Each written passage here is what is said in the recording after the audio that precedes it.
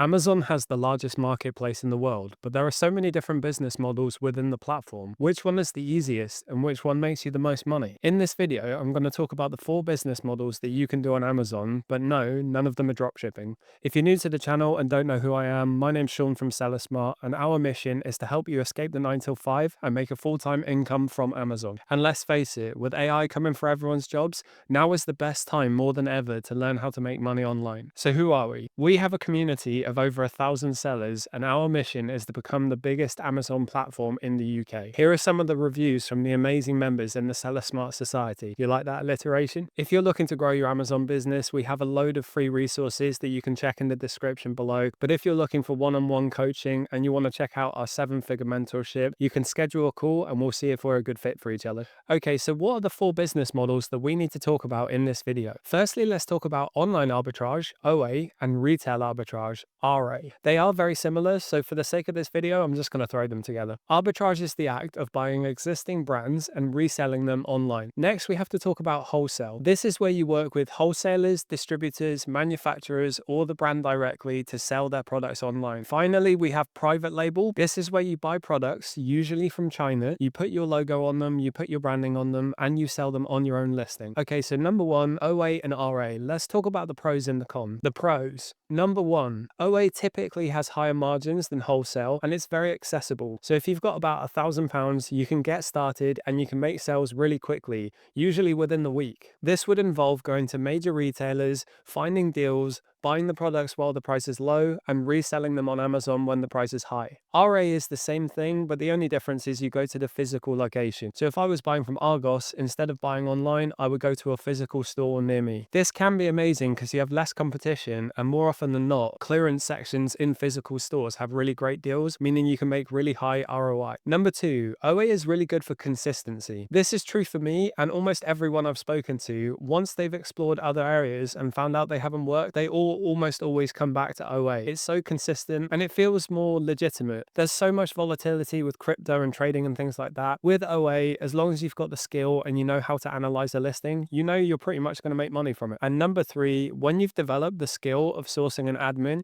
you'll realize that it's very scalable. Obviously, you can't run a business by yourself. So when I say it's scalable, I mean you would outsource your prep to a prep center, or you would hire a team member and get a virtual assistant to do your sourcing or your admin. We have a prep center and we recruit out VAs, by the way. So if you're interested, let us know. Don't get me wrong though. This is absolutely possible and it's the pathway most people go down, but that does not mean it's easy. Just like life, anything good does not come easy. Hiring team members means dealing with humans and their issues. Outsourcing to a prep center means giving up some control so that someone else can free up your time. Giving up control is actually something a lot of people struggle with. Okay, so what are the cons with OA? OA is very accessible, can have really good returns, but because of that, it has a very low barrier to entry. Because of the low barrier to entry, that means it has high competition. Really think about it though. People in almost every single industry say, I wouldn't do that, it's really highly competitive. If it's really competitive, doesn't that mean it works? You can't be afraid of competition, and you won't be afraid of competition when you realize that as long as you're upskilling yourself, as long as you're developing, putting in the time and working hard, you can actually outperform 99% of people. Most people actually give up just as things start getting more difficult, which is usually really early on in the journey. So if you can outwork those people, they're not your competition, are they? Okay, con number 2. Amazon is the largest marketplace in the world, and because of that, it has a lot of laws and regulations that it has to follow. That means a lot of compliance. Personally, I don't see this as a bad thing. At a time where consumer trust is at an all-time low, people trust Amazon's platform because of their dedication to providing a great customer experience. Customer acquisition cost, or CAC, is the most expensive thing in most people's businesses. So if you can leverage Amazon's platform and their consumer trust by just being a seller on the platform and letting them do the work, that sounds like a great deal to me. And con number 3, ungating. Ungating brands can be really frustrating in the beginning. And I'll be real with you, Amazon's ungating system is currently broken. Now, allegedly, I heard they tried to automate the system as much as they could and it backfired and it isn't currently working. So if you've been trying to ungate and having a lot of issues, this could be why. I have heard in the background that they are working on this and it is going to improve. So I don't think this problem's going to persist forever. If you don't know anything about ungating and you're really confused by the whole process, I actually did a video recently explaining ungating and how it works. You can check that out at the end of this video. Okay, before we move on to the next one on the list, list, I just want to tell you that everyone in the team here at SellerSmart has experience with all different business models. So we all have our personal takes on each one. We actually focus on arbitrage in our mentorship because of how much easier and more accessible it is for most people. Plus, the returns that you get for the low level of risk is just too good to knock. There's a reason everyone thinks it's too saturated, and that's because all of the people we speak to who say they couldn't make Amazon work, they're always buying their leads from lead service groups where loads of other people have access to the exact same leads. So of course it doesn't work. So if you've tried and failed this before, it might be because you were relying on other people to find your leads. So if you can develop the skills and the knowledge to do this by yourself without relying on anyone else, you're going to have such higher chances to succeed while you do this business model. Okay, let's talk about the really popular wholesale. Sam and I actually get really frustrated with this one because we speak to so many people who have been misled and told that they can do this business model on £500. Plot twist, you can't. Don't get me wrong, wholesale is amazing, but let's go through the pros and the cons. Okay, so pro number one, wholesale is very scalable. Once you find suppliers that are happy to work with you and they're profitable, the chance to scale this business model is incredible. While it is really scalable, you have to be realistic with your expectations on your margin. The wholesale business model is done on high volume, low margin. So the more capital you have, the more you can negotiate and the better prices you can get by buying larger volumes from the suppliers that you find. One of my suppliers wouldn't even discuss further discounted rates unless I had 20k minimum per order. And this is true for loads of other distributors I've spoken to as well. Actually, quickly, while we're on this topic, let's just have a look at the supply chain. You've got manufacturers and the brand at the top, you've got distributors below them, and you've got wholesalers below them.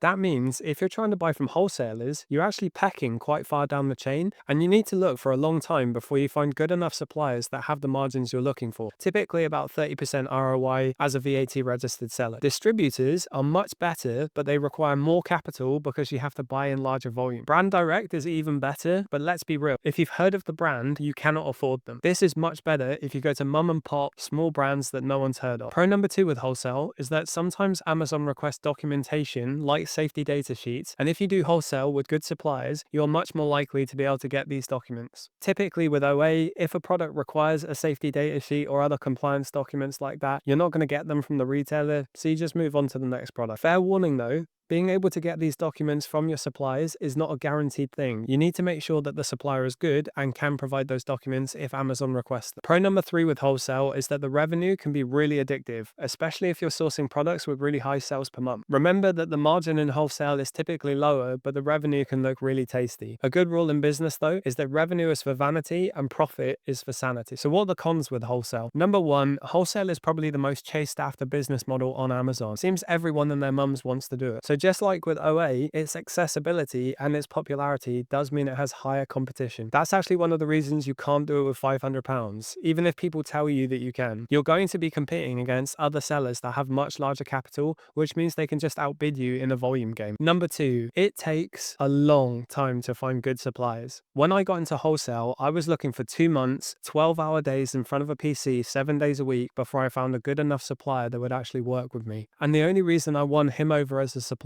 is because I noticed he had a Venezuelan accent and I spoke to him in really terrible Spanish. I actually need to call him. What a legend. And the third con in wholesale, and it kind of fits into number two, is that suppliers hate working with Amazon sellers. We as sellers have the reputation with suppliers that we hate money. Sellers will buy stock, see competition join the listing, freak out, have Amex bills that they need to pay, they'll crash the price in order to win the buy box. Brands hate this because it lowers the perceived value of their products. Wholesalers hate this because they get in trouble with the brands that they work with. Sellers buy stock before they find out if they can actually sell it, and then they try to return it to their wholesalers. Wholesale is typically a no returns business model. With this model, you also have to be really good at talking to people on phone or in real life. You need to do this because that's how you win over suppliers to work with you. So if you hate talking on the phone, maybe this isn't for you. And finally on the list, let's get into private label or PL. This is actually an interesting one because the game has changed a lot in the last 2 years. People would rely entirely on Amazon and then they would freak out if they ran out of stock on their listing because it would tank their organic ranking. That has actually changed though because Amazon realized how much money they make from advertising and they very much made it pay to play. The cost of advertising on the platform skyrocketed, which led sellers to find other platforms that they could sell on, not just Amazon, things like TikTok Shop and Shopify. Rightly so, I might add. That brings with it a whole host of new skills that you have to learn, not to mention the time it takes to actually invest in learning those skills, like marketing. Did I mention earlier how expensive CAC is?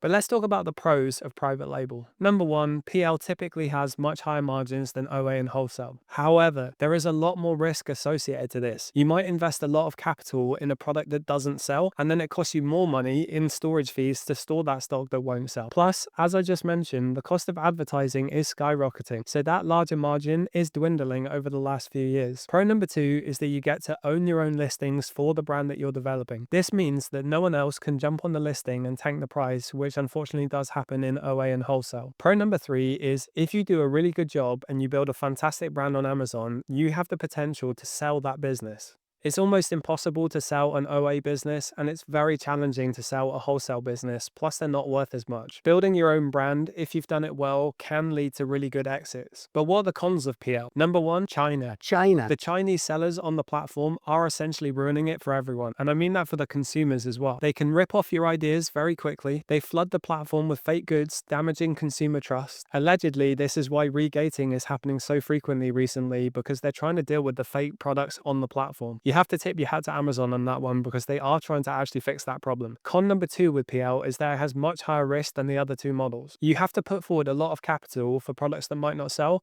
and I've actually got two stories I can tell you. My friend lost £80,000 worth of stock during Trump's first trade war with China. He built a nice PL business during the Cove and thought everything was coming up Millhouse. Then when all of his stock was moving from China to the US, he ended up losing all of it because of the trade war. Unfortunately, that led him to shut down his business. This problem is still persisting with the tariff war going on right now, so you have to be really careful. My other friend found a gap in the market and made a very profitable PL business from it. One day, Amazon shut down his listings, claiming it was because of the ingredients in his products, and then lo and behold, within a week, they were selling their own version of it, and his business was shut down. Now, apparently they don't do this anymore, but let's be real. We are playing on their platform, and we have to live by their rules. So that is constantly a concern if you're building something unique and you're marketing it on Amazon. And number three, if you sell any products that have ingredients, at any point, those ingredients could hit the ban list, and Amazon could shut down your listings, meaning you can't sell your stock. All of that money is tied up, and it costs a fortune to get it removed from Amazon's fulfillment centers, not to mention that you have to pay storage in the interim. Out of the business models we've talked about in this video, I'm not going to sit here and tell you which one you should choose. Everyone has their own likes and dislikes, and everyone has their own preferences and character traits. So you might be really good at one thing, but not so good at another. So that's why it's important to choose for you specifically. We teach arbitrage in our mentorship because it's what we've got the best results from, and we strongly believe that we can teach you how to make a life-changing amount of money doing this business model. If you do want to work with us and you've got decent capital coming into it, our guarantee is that we'll work with you until you hit 50k revenue, or if you're already selling on the platform, we'll work with you until you double your revenue. You always have the option to keep working with us after that as well. You'll get lifetime access to the course we sell, and we will dedicate our time making sure that you succeed. I mentioned ungating earlier in the video, so if you want to check out that video, you can see it here. Thanks for watching today, gang. Don't forget to subscribe if you liked it, and let us know in the comments what you thought. It really helps with the engagement, helps us grow the channel. We will see you in the next one. Jeff Nippard? I stole that from Jeff Nippard.